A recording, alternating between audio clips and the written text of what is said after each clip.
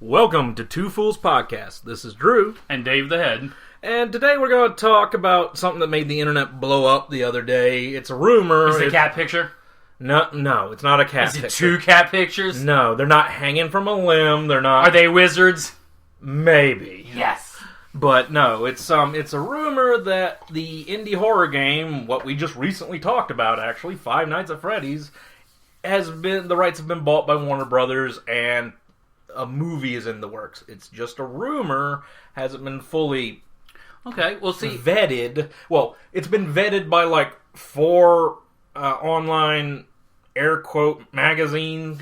Okay, to be fair, even I saw that. I mean, not being into the gaming culture as strong as you and probably half our listeners are, even I saw it, and probably saw it on Facebook, but yeah. Yeah, and why I'm still skeptical and saying it's not vetted is 3 out of the 4 I know don't vet their stories and make sure that it's true before they run them. Well, we're going to go ahead and pretend that this is happening. Yeah. If it is happening, I'm not on the bandwagon. Oh my god, you're not? No. Because I kind of am.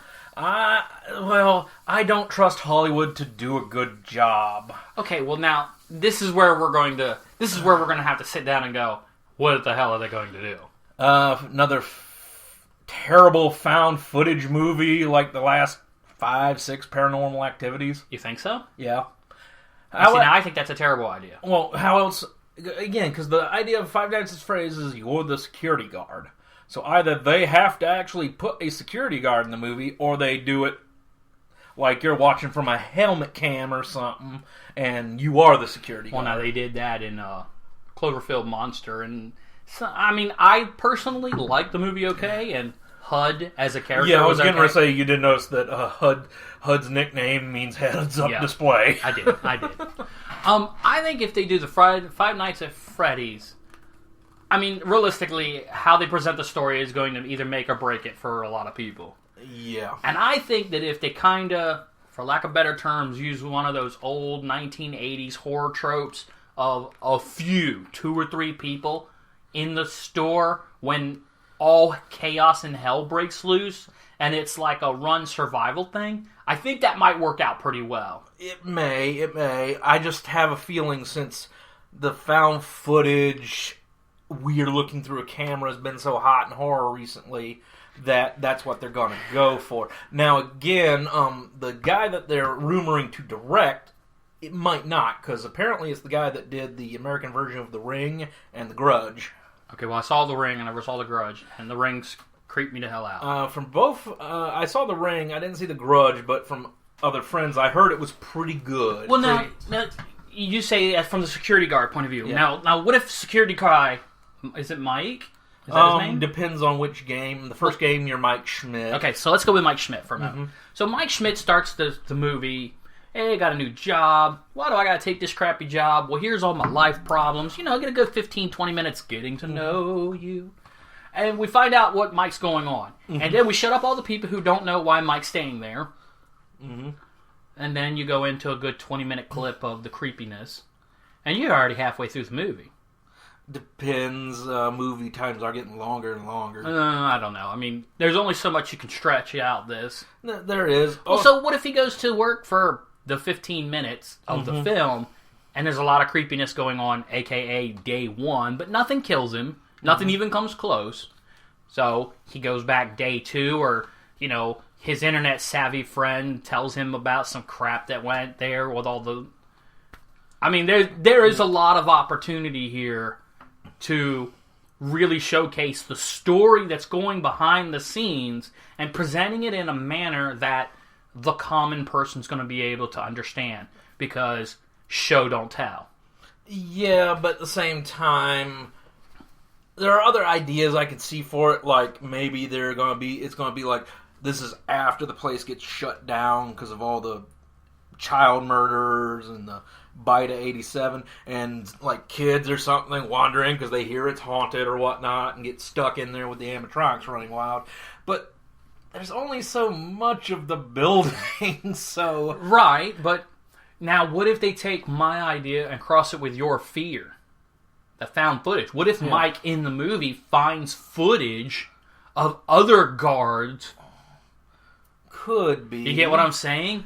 Yeah, but at the same time, you would still get those people that just want to bash the series to bash, saying, "Oh, why is he back there again?" Blah blah blah blah blah. Unless this all happens in one night, you know. Well, who's to say he doesn't figure out a way that he might be able, or thinks he figures out a way he might be able to stop it?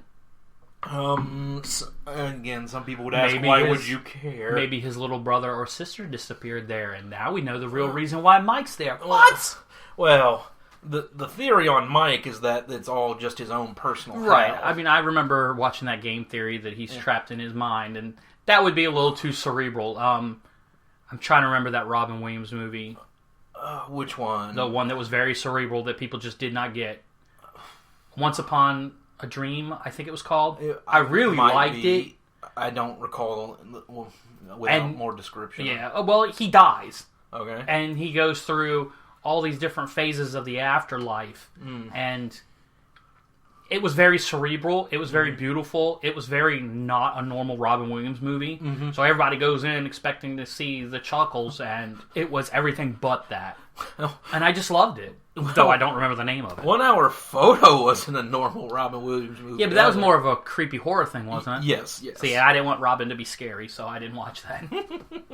But again, they can do the found footage thing.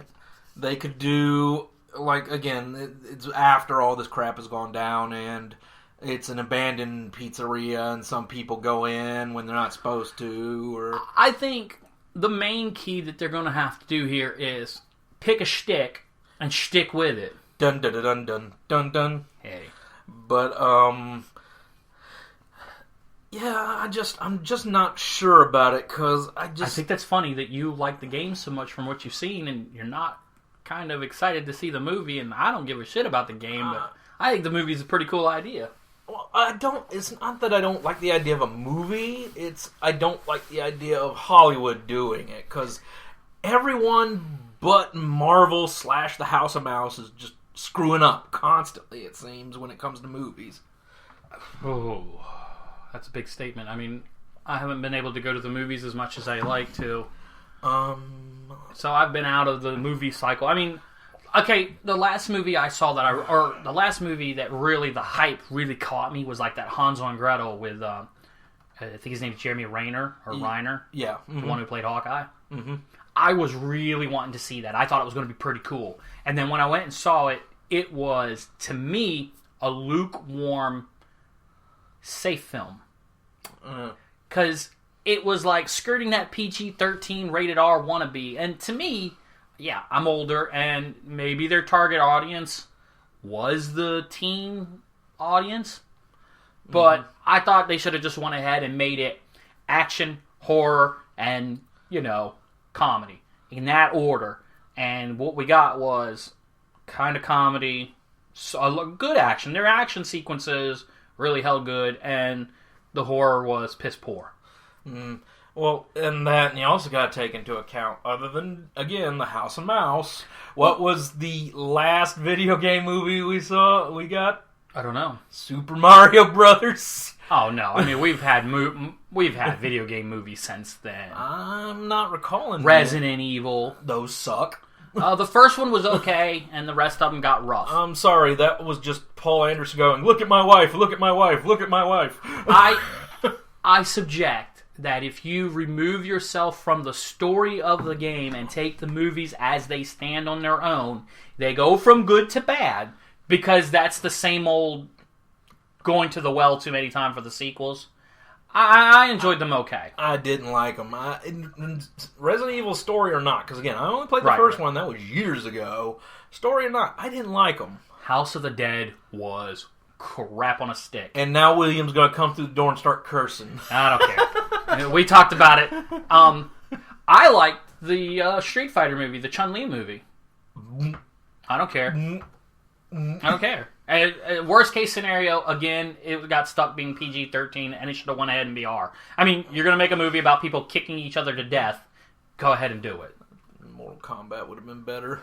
The Mortal Kombat original movies were one was okay. good. The original was good. The second one was... But you're going back damn near 20 years. Yeah, well, we haven't had many video game movies. Well, the reason being is because they were rough around the edges. And see, that's the problem. When Hollywood gets its hands on some of these products, they F it up. You got to balance true to the source with the marketability of trying to reach as many viewers as possible. I understand this, but at the same time...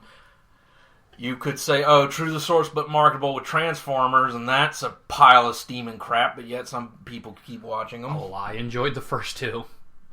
And the only thing I liked about the third one, if I remember correctly, was Leonard Nimoy. Yeah, he was... Was he in the third one or in the fourth one? In the third one. I don't even think I saw the fourth one, the one with Mark Wahlberg. Wahlberg, yeah. Yeah, I don't think I even saw that one. No more Shia LaBeouf. No. Well, see... Go ahead. Let me go ahead and put my flame-proof drawers on here because I'm about to get it. I enjoyed Megan Fox in both the Transformers. I enjoyed her in Jonah Hex because, quite frankly, as an actress, she is fair. She's fair. And I'm not picking on the woman. She's a beauty. They make her play a beauty, and as long as they don't try to break the mold. Like, I didn't see her horror film because horror's not my thing. And I'm trying to think if I ever saw her in anything else. And that's what I'm saying. The things I saw her in, which were cookie cutter teen actions, where cute girl in short shorts sells, or in the case of Jonah Hex, a corset. She was fine. And her deadpan humor, I enjoyed that.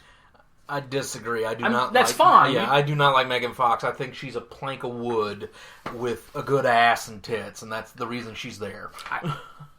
The question is, and this is true to me for like anything, is she always a plank of wood, or is she being a plank of wood? Because if she's being a plank of wood on purpose, then that actually gives her credit as an actress. I don't think it. Not if you're told not to be a plank of wood. Well. Compared, no offense to whoever played the love interest in the third movie, I enjoyed Megan much more than that girl.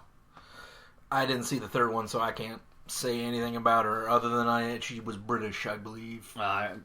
Or faux to me, accent. Megan's character, and it may be the character I like more than the actress, but her character held her own. And the other one was the damsel in distress. Well, you don't help yourself when you call your director Hitler. Well, And I'm not sure... Called Michael Bay Hitler and then got back on the train for Turtles. Oh, I did see that. She wasn't... April O'Neil. She wasn't April O'Neil, but she wasn't bad as the characters. She wasn't the April O'Neil I remember from the cartoon, but in the movie she was fine. Did she have the yellow jumpsuit? I don't think she had a jumpsuit. She did wear a yellow jacket. Oh, yellow jumpsuit. We miss you. Well. But nonetheless... And the Vernon character was... a much more redeemable person in the movie than he was in the cartoon. He's still kind of a little skeezy, a little. Well, let's wheel this. Sure, back to the well, we are going movies. Yeah, but let's wheel this train back to the actual topic we were on, which was the Five Nights at Freddy's movie. Again, I'm not saying that. No, I don't want there to ever be a movie, but to tell you the truth, I would rather have Guillermo del Toro. Well, I mean... Or someone like that. Or Peter Jackson. Or... watch some of Peter Jackson's old stuff. He's real good, especially with horror. I'm not saying your ideas are right or wrong. I'm saying that you're going into a critique of film that's behind the scene. And I don't worry myself with what's behind the scene. Don't tell me what's being made behind the scene in my KFC or my McDonald's. Just give me the burger and let me go on about my life. Yes, but what's in that chair controls how the movie comes out. Well, in the end, you're either going to like the movie or you're not, and then who's in the chair is kind of irrelevant. Again, there's a number of film people out there, I'm sure, that will argue till the cows come home with you that, yes, a director does make a difference. They're more than welcome to. In the end, I either like the movie or I don't. And I like it or I don't, depending, and it has nothing to do with who's in the chair. Well, you're taking a very simplistic look at it. Indeed. I am, and I'm okay with that. I paid my $8. I want to watch the movie and move the fuck on. Well, so again, there's times where I want my $8 back. Well, you watch the movie, you can't have it. Yeah, well. again, What if they animated it?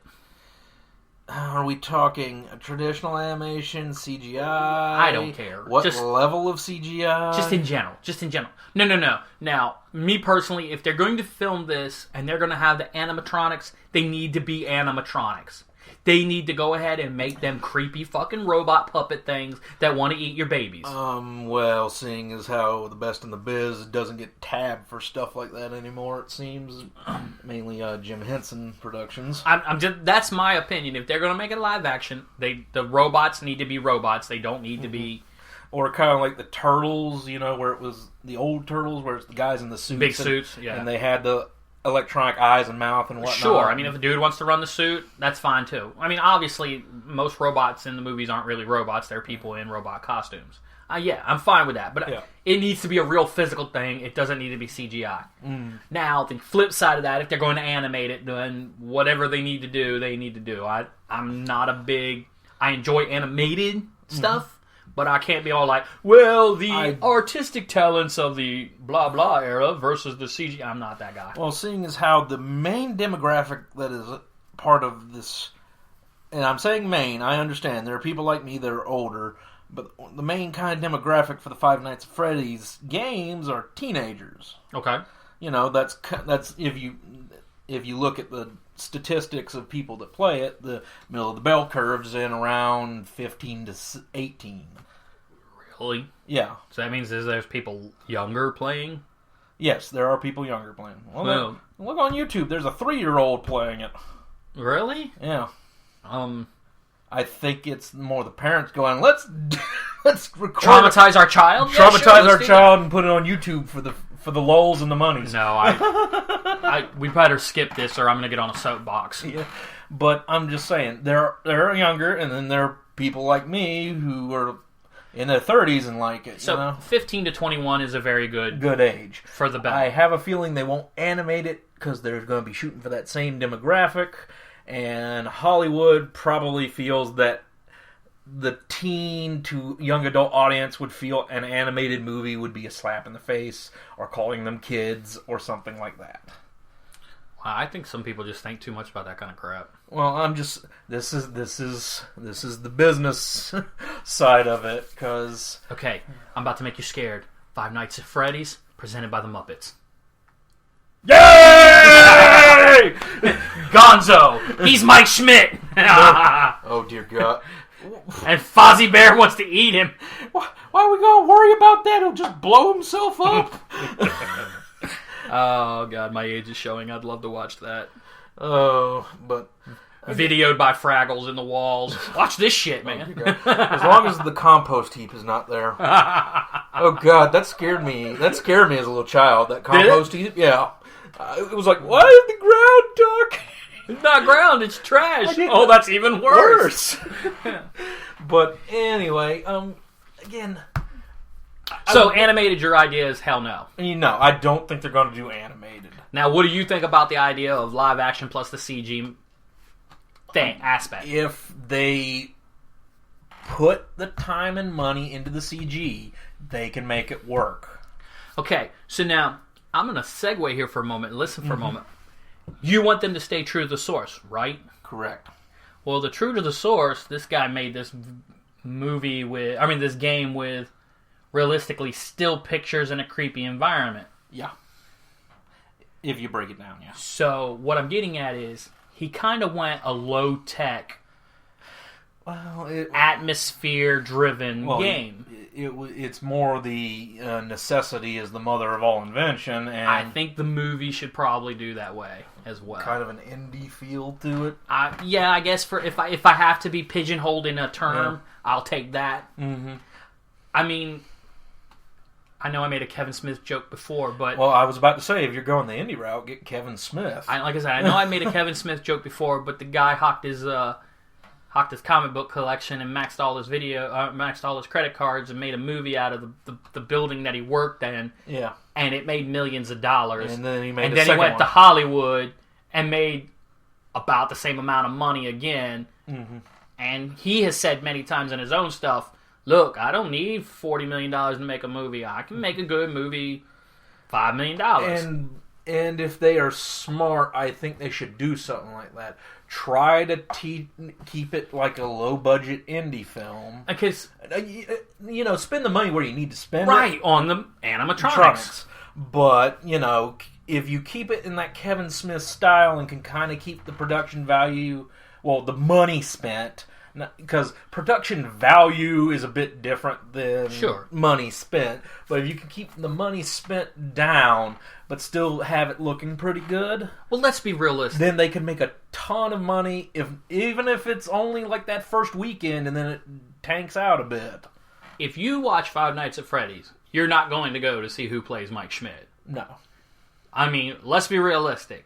They could tack a name on there and you'd be like, oh, that's kind of interesting, or oh, that's a terrible idea. But the point is, if the bear, the duck, and the bunny? And fox. And the fox, yeah. If they're not right, people will be mad. Yeah, it's going to be done. Yeah. Because it's Five Nights at Freddy's, not the misadventures of Mike Schmidt.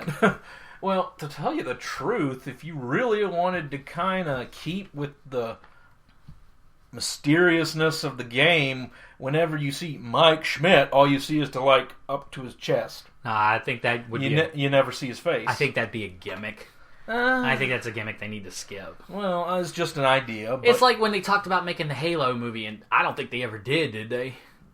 They made an anime. Well, I saw the anime, but that's not... And they did the Forward Unto Dawn series. Mm-hmm. And let's be realistic. If you don't get the voice actor who played John 117 to come back and do the voice for Master Chief, you're wasting your time. Yeah. Because we don't really care what he looks like in the suit. Yeah. As long as the suit looks right, he's doing what he's doing. The story is either engaging or fun. Both is a bonus.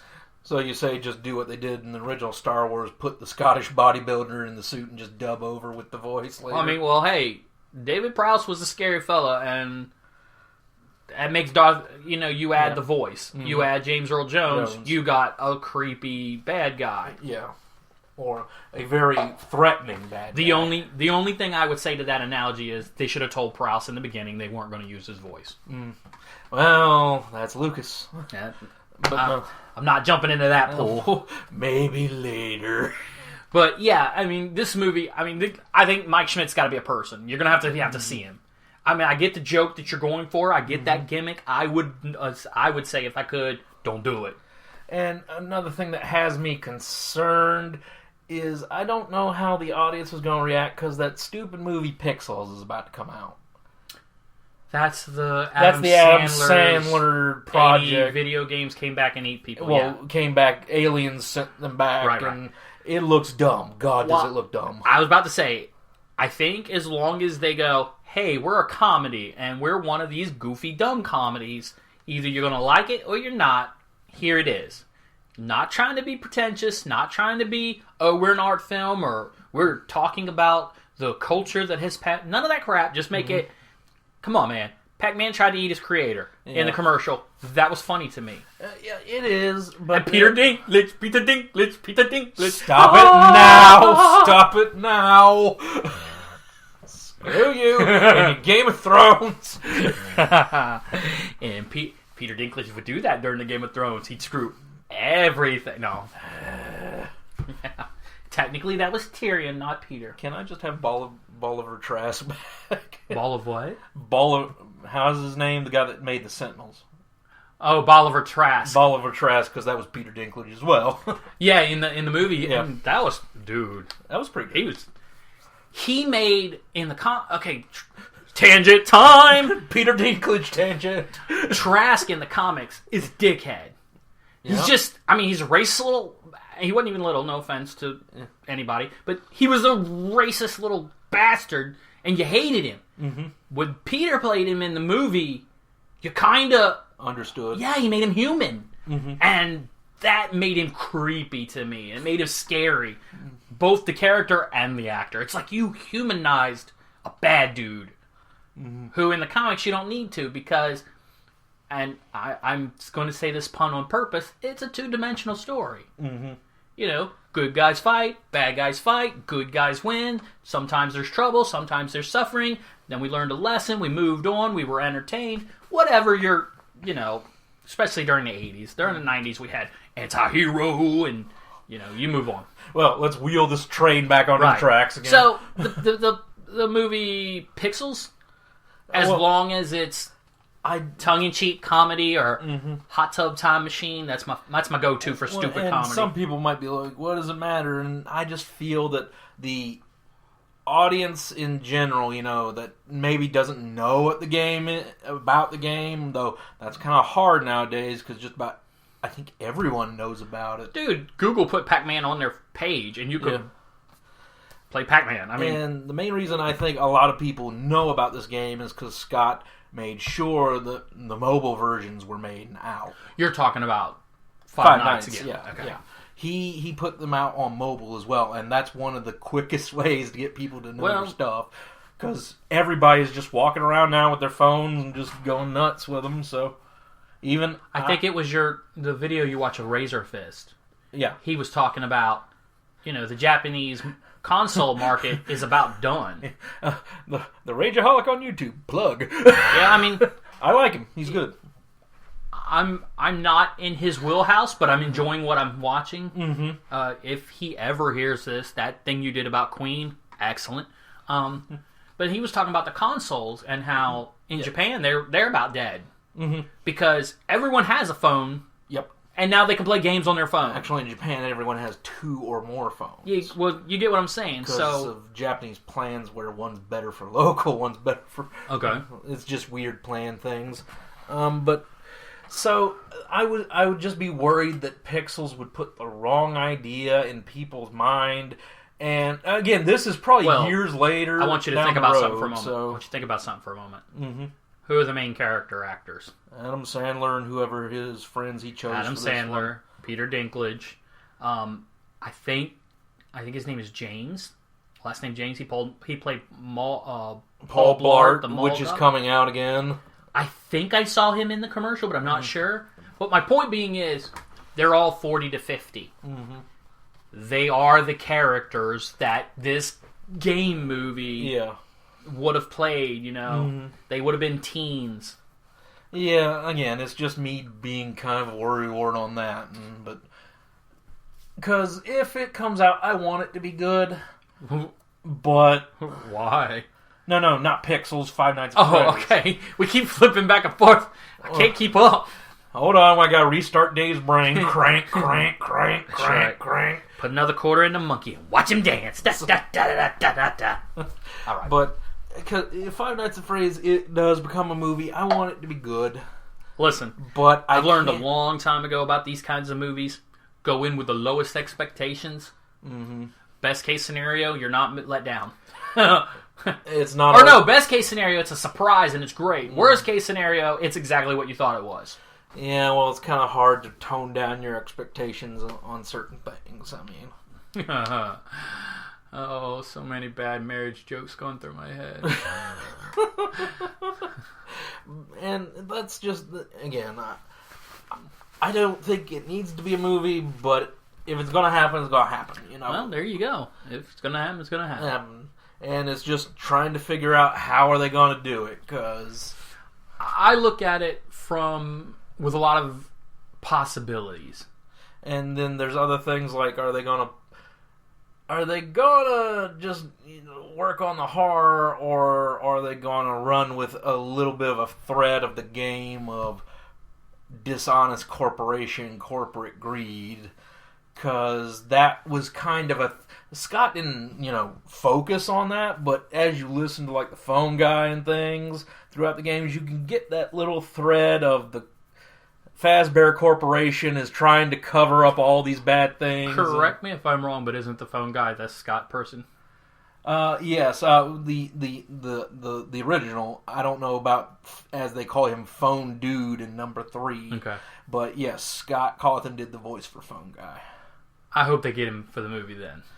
Again, in the rumor, it says they've contacted him. Well, they had to contact him to buy the rights. Right. They did. But it says they are talking with Scott. Again, if the rumor's true. For all I know, I might boot up Firefox here and go, look it up, and it'll say fake now or something like that. Well, I mean, those are my opinions. See, it waited a week after April the 1st, so I'm letting Hopeful. it ride a bit. Well, again, I'm not in that wheelhouse of like, yeah, movie, but at the same time, I'm like, well, if they bought it, they bought it. Scott made money. I would hope he had a good lawyer and he got him some change for those rights. But well, I mean, he's putting it out on PC. He's putting it out on mobile. Is it going to console at all? Probably not. Well, I mean, if it goes on to mobile, it can go on to Xbox Live, can it? Yeah, I've not heard anything about and it. I'm sure there's a PlayStation version of Xbox Live. PlayStation Network. So, you know what I'm saying? If they want to, they can make it happen. Probably, but I don't know if he wanted to focus on that or not, so... And he might have felt that, it wasn't a good idea to port it to console. I'm just letting you right now. If they come out with a Binding of Isaac movie, I'm not going. I hope they don't. I hope they don't, because they will mess that one up. Or it will be evil. One of the two, but... Hey, here's a 7-year-old trapped in hell. I mean... Is it hell, or is it just his I've only played the game a handful of times. Mind and prison. Whatever. It's still creepy. Which, again, that's another thing. Well, it's supposed to be, but yeah. I'm not going to that movie. Well, that's another thing. Will the movie kind of follow along in that kind of vein from the game theory of Five Nights at Freddy's? Is it real? I personally, no offense to the Matt Pat, I enjoyed his video. It was very entertaining and a very interesting look, and he does a lot of hard work. Good job on him. I'm not buying that. I'm not buying that as 100%. Now, I can see where it would fit. His theory of the source for the story, that was pretty good. Close, yeah. Yeah, and even if he's not 100% right, whatever is 100% right will probably be just like that other story. Well, since we're talking about this fine, I'm going to put on my little tinfoil hat here for a moment. Okay. Because later on we're going to make burritos in it. Yay! but because I think Matt Pat's theory might fit, you just have to piece it together in a certain way. Go ahead. Before you start doing that, let me do it. If you play through / listen and watch through all the games, in the third one, you're dealing with Springtrap, as it were. The tore up looking Bonnie. Have you not seen? No, I haven't seen any of the three. I'll have to show you some of that sooner or later. But in the third one, it's 30 years after all the crap went down. Okay. And Freddy Fazbear's has been shut down for years. And there's this group coming in making Fazbear's Fright, the horror attraction. Okay. And they're going into the old locations and salvaging things, but all they're finding is little pieces and parts and drawings and stuff, but they're not finding anything big. And you're the security guy for Fazbear's Fright. I don't know why this place needs a security guard. So people don't come and steal memorabilia. Probably. Well, that and also Phone Dude does say that trying to make the place look retro, they skipped a lot of corners and the place could catch fire. Wow. So you might be there as Firewatch. Firewatch door guard. Sir, yes sir. Anybody in the military knows those terms. But anyway, so you're the security guard. The first night, nothing happens. Right. Because Springtrap's not there. They haven't found him. Second night, he gives you a call. It's like, hey, we found one. And it's in there. And then you start seeing Springtrap moving around on the cameras. But as you go on, he also found training tapes with Phone Guy on them. So even though Phone Guy's dead, we can still hear our friend Phone Guy. And he's going through these training tapes. And Springtrap was one of these hybrid suits that you could put a crank in the side and crank it to where the animatronic kind of moved out of the way. And a human could get in to, be an actual controller of the suit. Okay. And is that even a real thing? What? No. Oh. No, that's not real. But again, if you look at the Five Nights at Freddy's stuff and just how some of the lore works with the animatronics, I have a feeling this is 1980s and whatever of some other parallel dimension. Suspend your disbelief. I was going to say, let's not go that far into. Yeah. But I'm not going. That's not my theory craft. But nonetheless, as you're listening to the training tapes for these, because there were two. There was a Freddy and a Bonnie suit that did this. Right. And as you're listening to him, he constantly talks about these spring locks that you place to make sure the thing didn't release and just crush who was ever in there.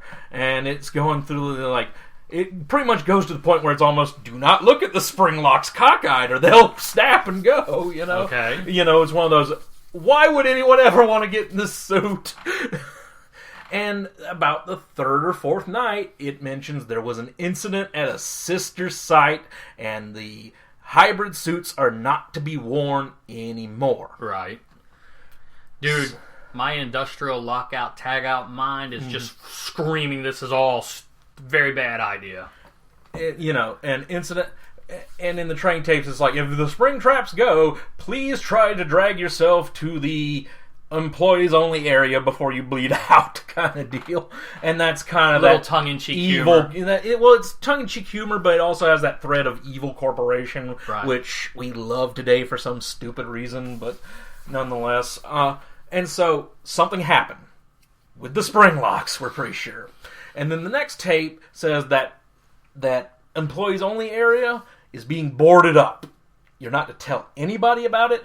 No family, no friends, right, no lawyers, nothing. So somebody died in Somebody died and they buried him in a wall, pretty much. Awesome.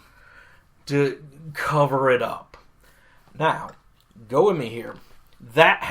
And as Matt Pettis said, there was a Fazbear's Family Diner. There was a Five Nights at Freddy's first pizzeria. The second pizzeria where number 2 takes place in. And a third pizzeria where number 1 takes place in. Okay. I believe that hybrid suit was the first Freddy Fazbear's, pizzeria. Right after it became a chain. It wasn't just the family diner again. Sure. I believe that happened there.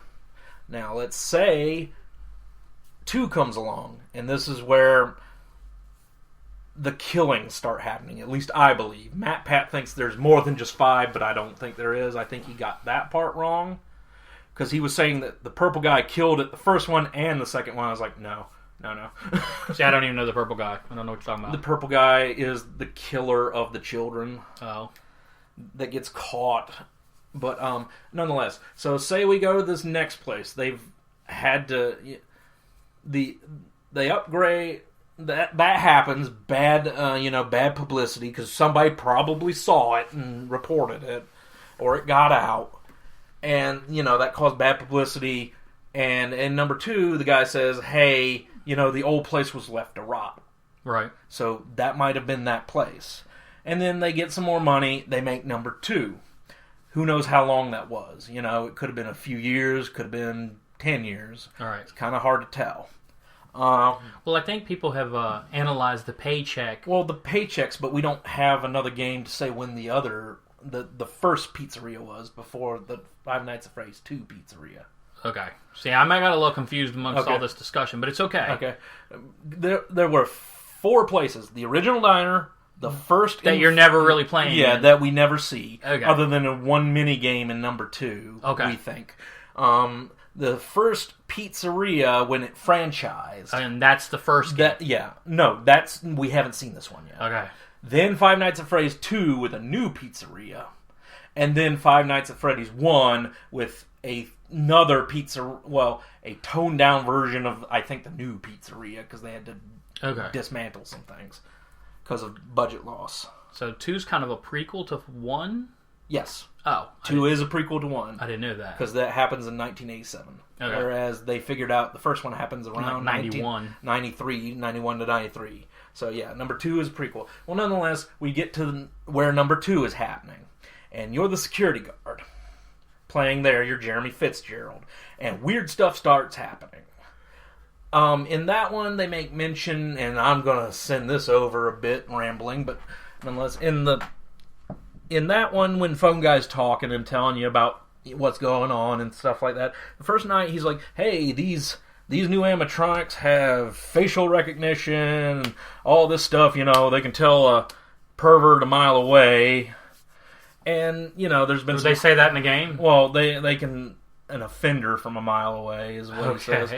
And there's been argument about whether that was true or not. I believe it is true. I did some research. There was facial recognition software in the 80s about that time. Sure. But it was very bad. It's mainly the way it would do is whatever computer controls it is taking a bunch of sample shots of faces and cramming it to one template and trying to do it that way. And so my theory was that the other, because your first night it says, hey, you got this job because the other night watch guy got moved to day security. Yeah. So I'm thinking, and this is just me going way off the deep end here, what if said night watch guy either worked at the other place before and saw what happened, or that was his brother or something, or, that... He's connected to it somehow. And he's the one that starts killing the kids. In the second game? Yeah. Huh. Because in the second game, that's when all the bad stuff that is referenced in the first starts happening, at least in my opinion. Oh. The kid killing, the bite of 87... Okay. Stuff like that. So he's doing this not because it's just some serial... I don't think it's a serial killer. I think he's more of a revenge spree killer. Well, no, that was what the game theory referenced was a real historical event where a guy got fired and then came back and shot the workers. Well, yeah, but that was a revenge kill kind of. Right. Well, I mean, this guy's connected somehow. It could be. Going through this theory, yes, I think he was connected to whoever died and got buried in that wall. Either they were friends or family or something like that. Now that you've closed the loop, that makes a little bit more sense where you're going with it. Yeah, I have to admit, through the trip, I wasn't really sure where we were going. I think he was involved somehow with that person that died in the hybrid suit. Okay. And now he's going to make the company pay. Yes. So he kills the kids. Which is a very weird way, but it would work. It would work. Well, if you saw somebody just go and die, that would probably F you up. Yeah. So he goes about it, does his thing, gets caught, gets thrown in jail. All right. So far as we know. And I was going on the thing about the facial recognition, because that's a big thing. It's like, well, they have facial recognition. Why do the new ones attack Jeremy?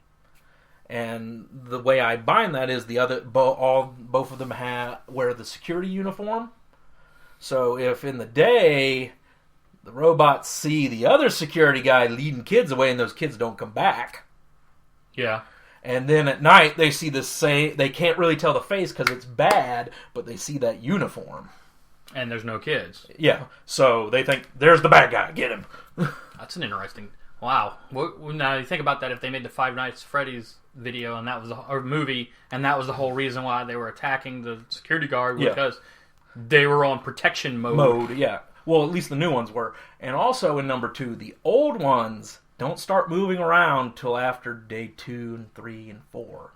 Which means day 1, dead kid. Gets stuffed in one of the old ones. That one gets possessed and starts moving around. And so on and so on and so on. I think this stuff's beyond me. I just want to see, some cheap entertainment. And so he gets dragged off to, pay for his crimes. Sure. And then number 1 is his personal hell. Okay, yeah, you're going back to the game theory idea. Yeah, that kind of fits in that idea of he saw something terrible or knew something terrible happen, went to get his revenge in a very poorly thought out way. Right. And then maybe he comes back out of it and realizes what terrible thing he has done. Well, I can say with probably about 90% certainty that is not going to go in the movie. No. Because that is too cerebral. And unless the game creator specifically says this has got to be the storyline, and that's his storyline, I don't see it happening. Again, I think it's going to be... According to Scott, there's stuff in the first game we haven't found. Okay. Clues in the first game that we haven't found still. So I think the movie's going to be a good, cheap laugh and pop scares and... Oh, yeah, I wasn't saying that was going to be it. I'm just saying... Right, I know. That was kind of how I was tying all this together. I get where you're going with that, and I just... I'm trying to loop it back around to the movie thing, and that is, Mm-hmm. I think the movie is going to if it's going to exist, I think they need to real animatronics or people in suits. Yeah. They need to come up with a legitimate story that a majority of the viewing public is going to buy. Yeah. And I think they'll be good to go. Okay, yeah. You? Well, they'll be good to shoot. Will it be good? We don't know yet. But again, I'm still fearful, but at the same time, Hey, then Star Wars movies are coming out and everybody's got mixed blessings. I don't give a shit. I'm going.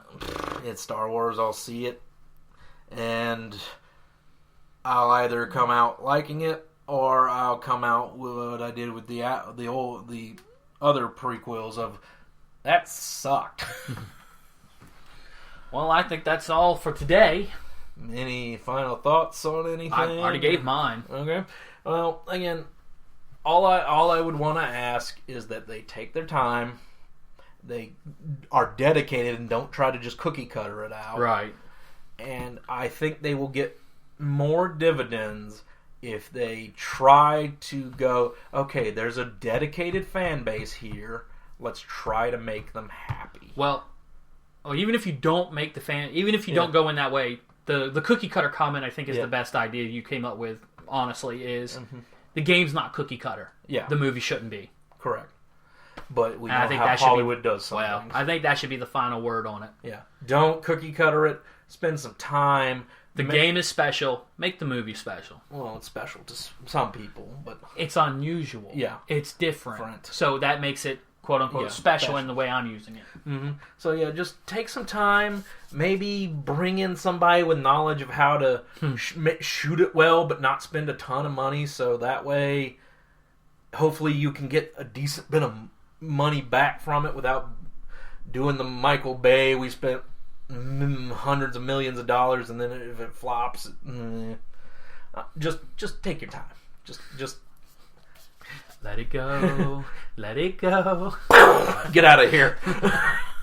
But yes, just take your time. Take care of the internet's baby, and people won't come to your house with pitchforks. Yeah, let's not do that anyways. I'm just saying the internet at large might do that. Yeah, let's not do that. Well, just pitchforks are bad. Stay out of people's yards. Just take your time, guys. Have a good day. Later, guys.